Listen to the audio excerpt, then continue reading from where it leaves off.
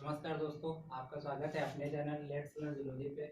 जैसा कि आपको पता है, इस चैनल पे हम आपको BSc first year, second year, third year की क्लासेस प्रोवाइड करा रहे हैं। अभी तो फिलहाल बीएससी फर्स्ट ईयर की क्लासेस प्रोवाइड करा रहे हैं। आने वाले टाइम में हम सेकेंड ईयर और थर्ड ईयर को भी प्रोवाइड कराएंगे।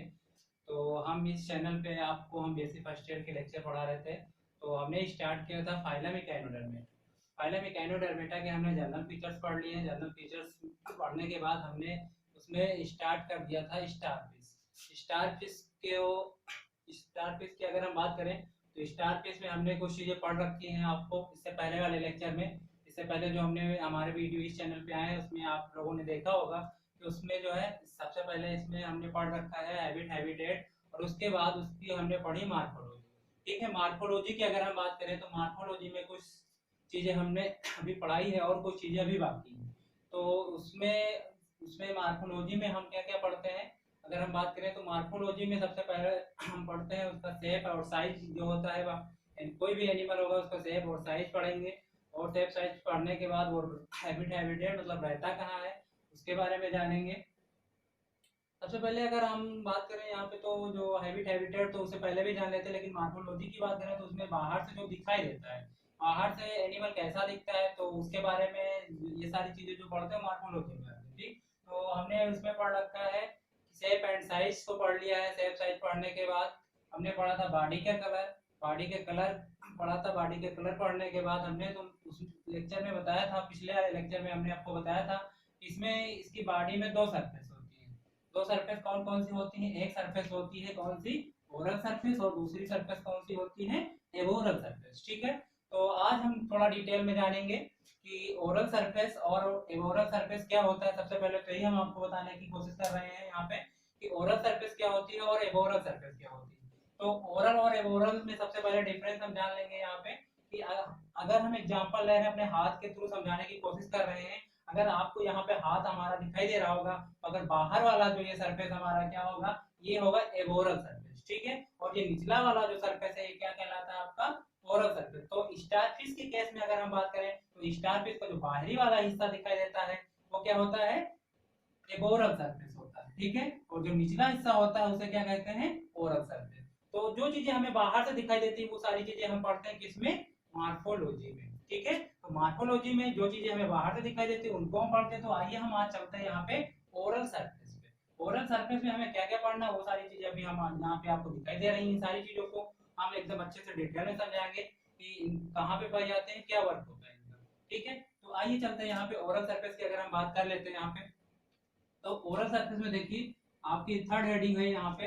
इससे पहले जो लेक्चर है उसमें हेडिंग इसकी 2 तक हम पढ़ा चुके हैं आपको, और आप लोग भी पढ़ चुके हैं यहाँ पे। आइए यहाँ देखते हैं ओरल सरफेस। ओरल सरफेस की अगर हम बात करें तो अगर हम थोड़ा सा और इसमें हम थोड़ा और डिटेल में आपको बताने की कोशिश करें, अगर ये हमारा हाथ है, ठीक है, हाथ देखिए, ये बाहर का सरफेस क्या है? ये ओरल सरफेस है। जो निचला वाला सरफेस है वो क्या है? Oral surface. तो ओरल सरफेस है ओरल सरफेस में डिफरेंस तो आप लोगों को क्लियर हो गया होगा। ठीक है, तो अगर हम कहें ये आपका जो डायग्राम दिखाई दे रहा है यहाँ पे, अगर हम कहें ये हमारा हाथ कौन सा सरफेस है? कौन सा सरफेस भैया? आपका ओरल सरफेस। ओरल सरफेस को अगर हम सीधा कर देंगे ऐसे तो कैसा दिखाई देगा? आपका स्ट्रक्चर इस तरह से दिखाई देगा। ठीक, ये आपको ऐसे दिखाई दे रहा है। जो हमारा हाथ का एक कौन सा सरफेस दिखा रहा है? ओरल। उसी तरह स्टारफिश का भी जो सरफेस आपको यहाँ पे दिखाई दे रहा है, कौन सा सरफेस है? आपका ओरल सरफेस आपको दिखाई दे रहा है। ठीक, तो इस ओरल सरफेस में क्या क्या पाया जाता है उसके बारे में आप डिटेल में पढ़ेंगे। उसके बाद हम पढ़ेंगे कौन सी सरफेस? Aboral surface. ठीक है, तो आइए हम चलते हैं यहाँ पे। देखिए लिखा हुआ है the lower flat surface of the body is called oral surface or actinal surface. It bears following structure. क्या मतलब हुआ इसका? मतलब ये हुआ कि जो लोअर फ्लैट सरफेस, लोअर मतलब ये नीचे वाली सरफेस, लोअर कैसी है? फ्लैट है, चिपकी हुई है। ठीक है, ऐसे सपाट है कह सकते हो। सरफेस ऑफ द बॉडी, इसकी बॉडी की जो निचली सरफेस है वो क्या कहलाती है? आपकी ओरल सरफेस। ठीक है, ओरल सरफेस के अलावा और एक दूसरे नाम से जानते हैं, इसे क्या कहते हैं? एक्टिनल सरफेस।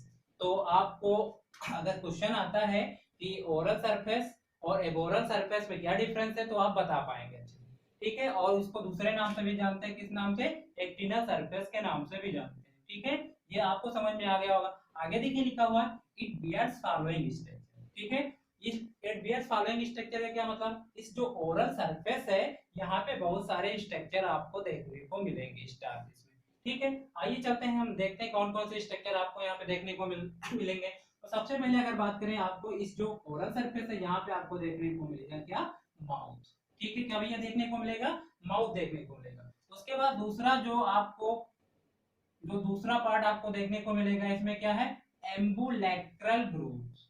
क्या क्या चीज दिखाई देंगे आपको, दूसरी चीज आपको क्या दिखाई देगी यहाँ पे, ओरल सरफेस है, एम्बुलेक्ट्रल ग्रूव्स दिखाई देंगे। ठीक है, उसके बाद आते हैं एड एम्बुलेक्ट्रल स्पाइंस। उसके बाद क्या दिखाई देगा आपको, एड एम्बुलेक्ट्रल स्पाइंस आपको दिखाई देंगे।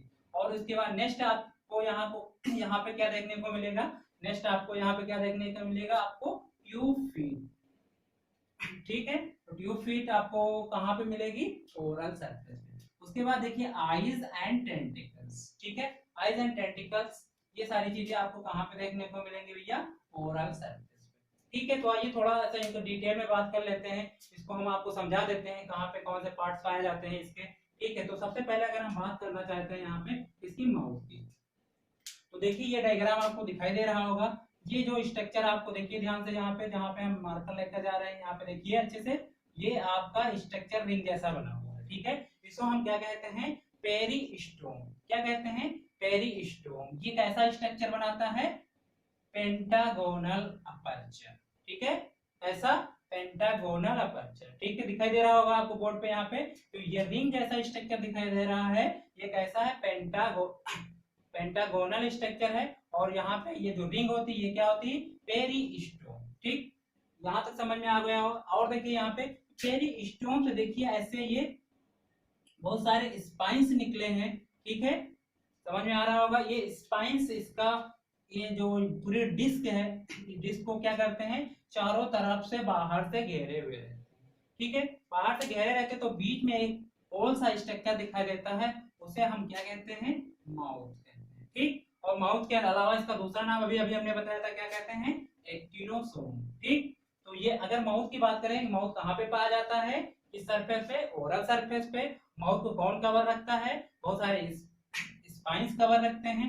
ठीक, पेरिस्टोम, पेरिस्टोम से निकले हुए होते हैं। ठीक, और स्पाइंस कैसे होते हैं, कैलकैरियस होते हैं। ठीक, और उनको दूसरे नाम से भी जाना जाता है, क्या, माउथ पैपली।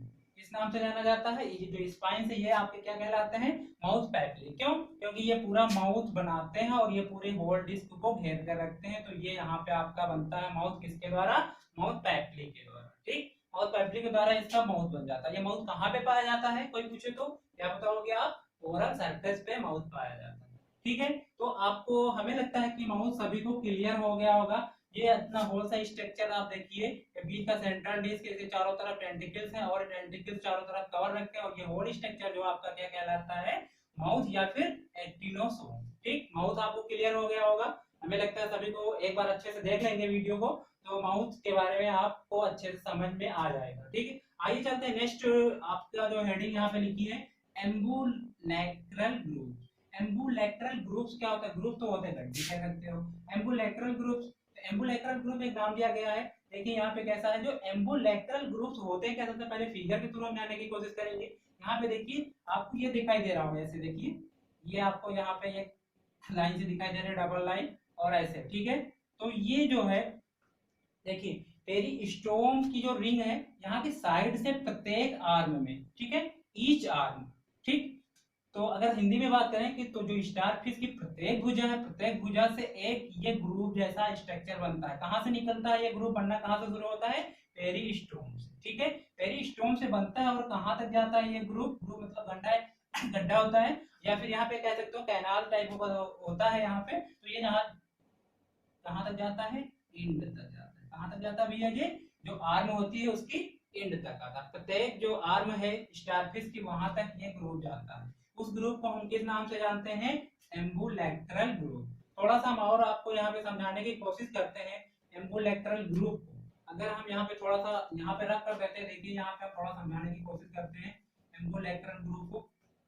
यहाँ पे देखिए, अगर हम कहें एक ये आर्म है इसकी, स्टारफिश की, ठीक है, और ये ऐसे आई हुई है और ये ऐसे यहाँ पे आया हुआ है। तो अगर हम कहें, देखिए हम फिर ऐसे, अगर हो सकता है आपको समझ में ना आए तो हम फिगर के थ्रू नहीं, अपने हाथ के थ्रू समझाने की कोशिश करते हैं। अगर हम कहें ये हमारा हाथ है और बीच में ये ऐसे जो बन रहा है ये वाला स्ट्रक्चर, ठीक है। अगर हम पे ऐसे बना हुआ है तो ये एक आपका ग्रुप दिखाई दे रहा होगा यहाँ पे। तो जो प्रत्येक आर्म होती है अंदर की तरफ एक ग्रुप होते हैं, ग्रुप के ऊपर ऐसे अगर हम कहें टेंट्रिकल्स, ये हमारा देखिए, हम देखिए यहाँ पे ये ऐसे निकले हुए होते हैं, यहाँ भी निकले होते हैं, यहाँ भी ऐसे भी निकले होते हैं। तो ये आपका देखिए यहाँ पे मैंने यहाँ पे देखिए ये आपका क्या है, एम्बुरेक्टल ग्रुप। ये वाला स्ट्रक्चर आपका क्या कहलाता है, जो कहाँ से निकलता है आपका, पेरिस्टोम से। पेरिस्टोम से प्रत्येक आर्म में निकलता है कौन सा ग्रुप, एम्बुलेक्रल ग्रुप, ठीक। एम्बुलेक्रल ग्रुप आपको समझ में आ गया होगा। आइए चलते हैं यहाँ पे थोड़ा सा और, एम्बुलेक्रल ग्रुप के बाद और ये कहाँ से ये निकलता है, आपको याद रखना है पेरिस्टोम वाली जो रिंग होती है, मतलब यहीं से कॉर्नर से निकलता है यहाँ से, ठीक। और उसके बाद प्रत्येक आर्म में ये एम्बुलेक्रल ग्रुप पाया जाता है, एक ये, दूसरा ये, तीसरा ये, चौथा ये, पांचवा ये, ठीक है। तो जो 5 आर्म्स है तो 5 एम्बुलेक्रल ग्रुप्स हैं, वो कहां से निकलेंगे, पेरिस्टोम से निकलेंगे, ठीक है। पेरिस्टोम की कॉर्नर से निकलेंगे, ठीक है। इतना समझ में आ गया होगा कि एम्बुलेक्रल ग्रुप के बारे में आपको एकदम अच्छे से समझ में आ गया, ठीक है। आइए चलते हैं नेक्स्ट टॉपिक जो हमारा है, कौन सा, एड एम्बुलेक्रल स्पाइंस, ठीक है। क्या, adambulacral spines. Adambulacral spines की अगर हम बात करें तो देखिए यहाँ पे आपके छोटे छोटे स्पाइंस आपको दिखाई दे रहे हैं एम्बुलेक्रल ग्रुप के ऊपर। यहाँ पे देखिए, यहाँ पे समझिए थोड़ा सा, ये आपका ग्रुप है, ये एक आर्म है, ये एक आर्म का स्ट्रक्चर हम बना रखे हैं आपको समझाने के लिए। तो यहाँ पे देखिए ये स्पाइंस ऐसे निकल रहे हैं, ठीक है, समझ में आ रहा होगा आप सभी को। ये देखिए स्पाइंस यहाँ पे ऐसे ऐसे निकल रहे हैं। तो यहाँ पे प्रत्येक आर्म यानी कि ईच आर्म है ambulacral spines over the ambulacral group, ठीक है। तो प्रत्येक आर्म एम्बुलेक्रल जो ग्रुप है वो क्या रखता है, स्पाइंस रखता है। कौन से, एड एम्बुलेक्रल स्पाइंस कहते हैं, ठीक है। ये दोनों साइड से पाए जाते हैं और ये क्या करते हैं, इस एम्बुलेक्रल ग्रुप को दोनों तरफ से पाए जाते हैं तो क्या करते हैं, ये ऊपर से कवर रखते हैं, यानी कि सीप लाइक स्ट्रक्चर बनाते हैं। सीप जानते होंगे, सीप नहीं जानते हो तो आपने देखा होगा घरों में चलनी पाई जाती है, इसमें आटा चलते हैं आप लोग, तो उसको क्या क्या काम होता है, फिल्टर करने का। तो ये इसी तरह स्ट्रक्चर बना रहे थे, तो ये फिल्टरिंग का काम ये भी करते हैं, ठीक है। तो ये कैसे होते हैं, थोड़ा सा इनके जानने की बात करेंगे, ये किस टाइप के होते हैं। ये होते हैं कैलकैरियस, ठीक है। कैलकैरियस का मतलब कैल्शियम कार्बोनेट के बने होते हैं और ये मूवेबल होते हैं। मूवेबल का मतलब क्या होता है, ये मूवमेंट करते हैं, मतलब वाटर के साथ ये मूवमेंट करते हैं, ऐसे आगे पीछे होते रहते हैं और जब जरूरत होती है तो कवर कर लेते हैं और फुल हो जाते हैं, ठीक है। तो ये मूवेबल स्पाइंस होते हैं, कहाँ पे पाए जाते हैं, एम्बुलेक्रल ग्रुप के ऊपर, और ये क्या किस नाम से जानते हैं, एड एम्बुलेक्रल स्पाइंस के नाम से जानते हैं, ठीक है। ये आपको समझ में आ गया होगा, एड एम्बुलेक्रल स्पाइंस। आइए चलते हैं नेक्स्ट पॉइंट पे। नेक्स्ट पॉइंट हमारा क्या है, ट्यूब फीट। ट्यूब फीट भी जो है कहाँ पे पाया जाता है, जो जो एम्बुलेक्रल ग्रुव है, एम्बुलेक्रल ग्रुव में 2 rows ऑफ ट्यूब फीट, देखिए लिखा हुआ है 2 rows ऑफ ट्यूब फीट। इसी एम्बुलेक्रल ग्रुव में 2 रो, एक रो ऐसे एक ऐसे, ठीक। अगर हम कहीं आर्म है, ये ग्रुप है, ग्रुप के अंदर एक रो ये, एक दूसरी रो ये, ठीक। तो यहाँ पे क्या पाया जाता है, ट्यूब फीट। ट्यूब फीट क्या करते हैं, जो कि लोकोमोशन में हेल्प करते हैं, लोकोमोटरी ऑर्गन्स होते हैं ट्यूब फीट, ऐसा हम कह सकते हैं, ठीक है। तो ट्यूब फीट समझ में आ गया होगा आप लोगों को। आइए नेक्स्ट टॉपिक पे आते हैं, यहाँ पे आईज एंड टेंटिकल्स, ठीक है। आईज एंड टेंटिकल्स, आईज की अगर हम बात करें, देखिए ये हमारी आर्म है प्रत्येक, यहाँ पे देखिए इसकी, यहाँ पे कहीं, ठीक, एंड पे, ठीक, यहाँ पे देखिए क्या पाई जाती हैं, इसकी आईज पाई जाती है, क्या, ठीक, क्या पाई जाती है भैया, यहाँ पे आईज पाई जाती है, ठीक है, आईज पाई जाती है यहाँ पे, ठीक। कितनी होंगी, अगर 5 आर्म्स हैं तो कितनी होगी, 5 आईज पाए जाएंगे at the end of each arm, या फिर कह सकते हैं at the end of tube feet. Tube feet की एंड पे कहाँ पाई जाती, ट्यूब फीट की एंड पे क्या पाई जाती हैं, आईज पाई जाती है, यानी कि इसकी 5 आर्म्स हैं तो इसकी कितनी 5 आईज होंगी, 5 आईज होंगी, ठीक है। तो आईज आपको समझ में आ गया होगा, ठीक है। आइए चलते हैं, ये तो बात हो गई किसकी, इतनी सारी चीजें आपको समझ में आई होंगी कि ये सारी चीजें कहाँ पे पाई जाती हैं, ओरल सरफेस पे, ठीक है। अगर हम बात करें ओरल सरफेस की, तो ये ओरल सरफेस आपको समझ में आ गया होगा, ये सारी चीजें कहाँ पे पाई जाती हैं, ओरल सरफेस पे पाई जाती है। एक चीज यहाँ पे छूट गई है, ये टेंटिकल्स। टेंटिकल देखिए ये साइड में, ये आपको ऐसे ऐसे दिखाई दे रहे हैं यहाँ पे, ये क्या है, ये टेंटिकल्स पाए जाते हैं कहाँ पे, अगर हम कहें ऐसा हमारा स्ट्रक्चर बना हो, ऐसा नाली नुमा, बीच में नाली हो, साइड साइड से ऐसा हो, तो ये टेंटिकल्स यहाँ से होते हुए यहाँ बाहर की तरफ भी पाए जाएंगे और यहाँ तक पाए जाएंगे। यानी कि ये वाले टेंटिकल साइड वाले टेंटिकल्स होते हैं जो कि किस कहाँ तक पाए जाते हैं, एबोरल सरफेस तक पाए जाते हैं। कहाँ तक पाए जाते हैं भैया, एबोरल सरफेस तक। ये जो टेंटिकल्स हैं ये कहाँ तक पाए जाते हैं, यहाँ ओरल सरफेस पे पाए जाते हैं। ओरल सरफेस के साथ साथ में कहाँ पे पाए जाते हैं, एबोरल सरफेस पे भी पाए जाते हैं। ठीक है, ये समझ में आ गया होगा आपको।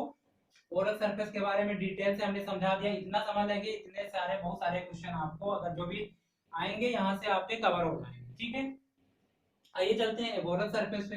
एबोरल सरफेस की अगर हम बात करें तो अभी जस्ट हमने इससे पहले अभी आपको बताया था कि ये वाला अगर हैंड के थ्रू हमने समझाने की कोशिश की थी, ये निचला सिरा जो होता है, सॉरी निचली जो सरफेस होती है वो क्या कहलाती है, ओरल सरफेस, और इसके बाहर वाली सरफेस जो होती है क्या कहलाती है, एबोरल सरफेस। तो in case of starfish aboral surface is convex, convex होती है। ठीक है, कॉन्वेक्स का क्या मतलब होता है, देखिए अगर हम बाहर से स्टारफिश को देखेंगे यहाँ पे, तो बाहर से देखेंगे तो बाहर से थोड़ा उभरा हुआ होगा। ठीक है, ऐसे देखिए यहाँ पे बाहर से कैसा होगा, उभरा हुआ। स्टारफिश को अगर हम बाहर से देखेंगे, ऊपर से बीच में उठा हुआ स्ट्रक्चर आपको दिखाई देगा, तो वो सरफेस क्या होगी, आपकी एबोरल सरफेस। ठीक है, एबोरल सरफेस आपको समझ में आ गया होगा। एबोरल सरफेस में आइए बात करते हैं स्पाइंस। वही स्पाइंस जो आपके ओरल सरफेस से लगा करके कहां तक पाए जाते हैं, एबोरल सरफेस तक पाए जाते हैं। तो spines all over the body, ठीक, स्पाइंस कहाँ पाए जाते हैं, all over the body of animals. ठीक है, तो जो ये स्पाइंस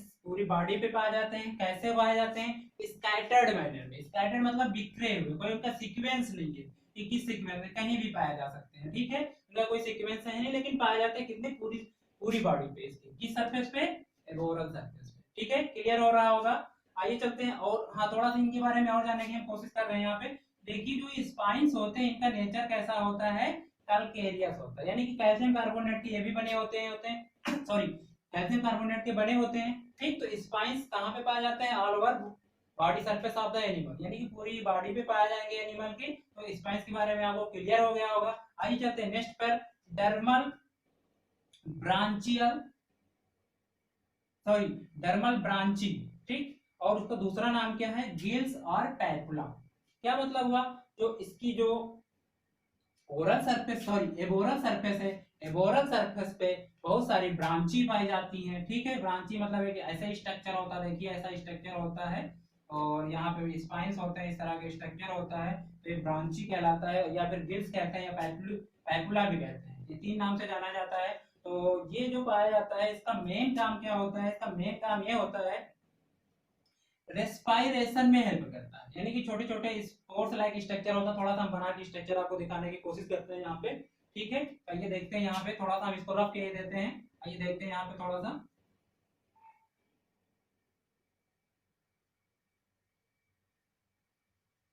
देखिए अगर हम कहें ये आपकी स्टारफिश की सरफेस ऐसे है, ठीक है, ऊपर का स्ट्रक्चर दिखा रहे हैं थोड़ा सा बना के, तो इसकी सरफेस पे ऐसे आपको निकले हुए जो है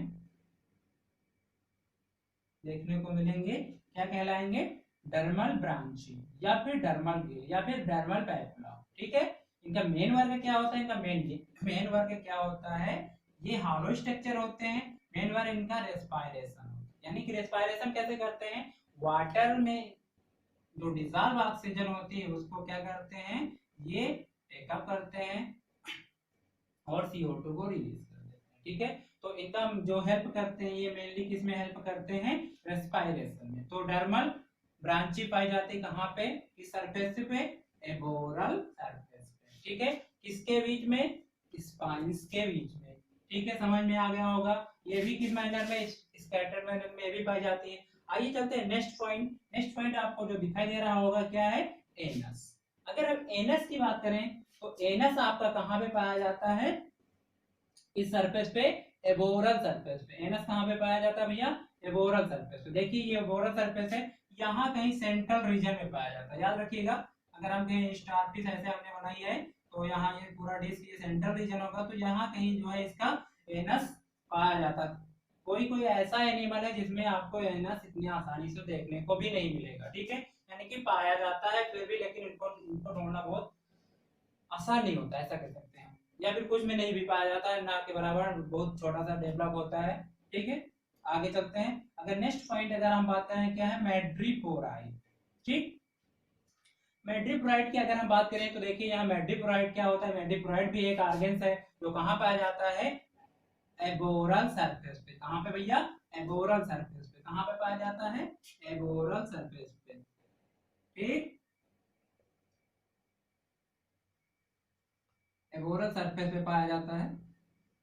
कौन पाया जाता है एबोरल सरफेस पे, मैड्रीपोराइट, ठीक। मैड्रीपोराइट का मेन वर्क क्या होता है, मैड्रीपोराइट का मेन वर्क जो होता है फिल्ट्रेशन ऑफ वाटर, ठीक है। ये आपको स्ट्रक्चर कुछ ऐसा ऐसा लाइक बटन दिखेगा, देखिए नोट लाइक कह सकते हो भी। ये स्ट्रक्चर आपको ऐसा कुछ दिखाई देगा, कहाँ की सरफेस पे, एबोरल सरफेस पे। इसका स्ट्रक्चर हम आपको इस वीडियो में लास्ट में ऐड करके दिखा देंगे। ऐसा कुछ स्ट्रक्चर आपको दिखाई देता है। ये वर्क क्या करता है, वाटर फिल्ट्रेशन का, और वाटर फिल्ट्रेशन के पास सॉरी, ये वर्क क्या करता है, वाटर फिल्ट्रेट का काम करता है। और ये किसके साथ जुड़ा होता है, वाटर वेस्कुलर सिस्टम के साथ ये कनेक्ट होता है। किसके साथ भैया, वाटर वेस्कुलर सिस्टम के साथ ये कनेक्ट है, ठीक। तो मैड्रीपोराइट एक फिल्टर, ऐसा कह सकते हो फिल्टर आ गया, या फिर कह सकते हो कि जो वाटर का जो है बैलेंस को भी मेंटेन करता है, ठीक है। तो ये मेनली तो इसको हम फिल्टर आर्गन के नाम से भी जानते हैं, इसको कह सकते हो। तो ये मेन वर्क होता है किसका, सॉरी मेन पार्ट होता है किसका, वाटर वेस्कुलर सिस्टम का। ये कहाँ पाया जाता है, एबोरल सरफेस पे, सॉरी कहाँ पे, एबोरल सरफेस पे, ठीक है। आइए नेक्स्ट चलते हैं मैड्रीपोराइट के पे, पेडिसिलरी। पेडिसिलरी क्या होता है, पेडिसिलरी एक टाइप के जाज होते हैं। जाज मींस, जाज तो आप जानते होंगे, जबड़े होते हैं, लेकिन ये होते कहते हैं as a like spine, that means ये स्पाइंस ही होते हैं, लेकिन बहुत कठोर होते हैं। इनका वर्क क्या होता है इसके बारे में थोड़ा जानेंगे। ये कहाँ पे पाए जाते हैं, ए भी पाए जाते हैं इसी सरफेस पे। ये कहाँ पे पाए जाते हैं, जो आपकी डर्मल ब्रांची है, डर्मल ब्रांची के बेस पे पाए जाते हैं, ठीक है। ये डर्मल ब्रांची इनके बेस पे पाए जाते हैं, और इनका काम क्या होता है, ये एज अ स्पाइन वर्क करते हैं। ये कैल्शियम कार्बोनेट के बने होते हैं, यानी अगर इसकी बॉडी के ऊपर कोई दूसरा, एक ऐसे तो डिफेंसिव ऑर्गन्स है स्टारफिश के, डिफेंस ऑर्गन कह सकते हो, डिफेंस ऑर्गन है। यानी कि इसके ऊपर कोई अगर दूसरा छोटा माइक्रो ऑर्गेनिज्म आए तो वो क्या करेगा, वो इनसे इनके ऊपर जो है रगड़ जाएगा, उसकी डेथ हो जाएगी। इसका मतलब ये जो पूरी होल सरफेस पे होते हैं इसकी, ठीक है, जो कि इसको प्रोटेक्ट करता है किससे, दूसरे माइक्रो ऑर्गेनिज्म से।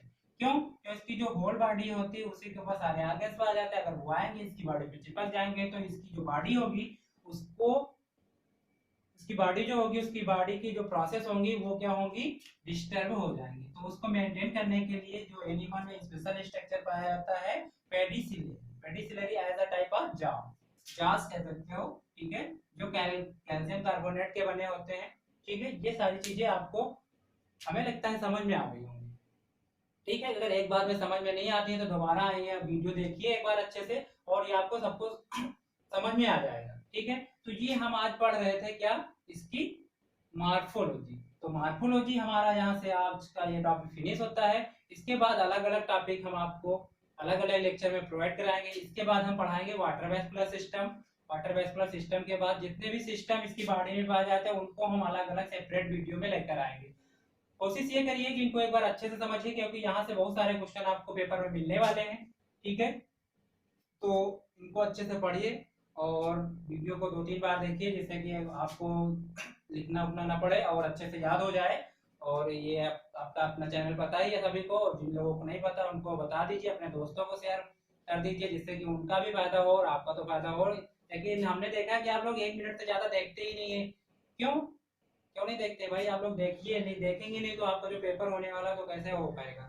इसलिए आपसे रिक्वेस्ट यही है कि इसको अच्छे से वॉच करिए और अपने दोस्तों को शेयर करिए। Thank you.